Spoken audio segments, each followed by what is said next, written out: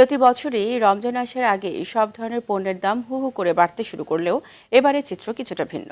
শুল্ক ছাড় দেওয়ার পাশাপাশি ঋণপত্র খুলতে মার্কিন ডলারের সংকট কেটেছে। ফলে এবার রমজান উপলক্ষে নিত্যপণ্যের আমদানি দ্রুত বাড়ছে। জানুয়ারি মাসে বিপুল পরিমাণ নিত্যপণ্য আমদানি হয়েছে, যা অনেক ক্ষেত্রে পুরো রোজার মাসের চাহিদার সমান। বাজারে কোনো পণ্যের সরবরাহ ঘাটতি হওয়ার আশঙ্কা নেই বলে মনে করছে সংশ্লিষ্টরা। এদিকে রমজানকে কেন্দ্র করে সারা দেশে শুরু হয়েছে বাজার মনিটরিং।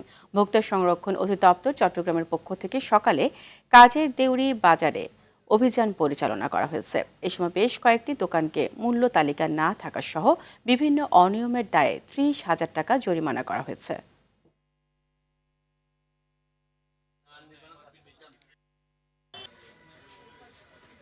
গেছে বছর আপনার অ্যাঙ্কার ডালের কেজি আছিল ৮০ টাকা ৮৫ টাকা, এবছর 65 থেকে 70 টাকা বিক্রি করতেছে। প্রতি গরু পিছে ৫-৭ হাজার টাকা বাড়তি, কিন্তু আমরা গুস্ত দাম বাড়ায় বেচতে পারতাছি না। গুস্ত এই আগের লেডি ৭৫০ টাকা। গায়ে লেখা আছে ৮৫২ টাকা, নিচে হলো ৯০০ টাকা।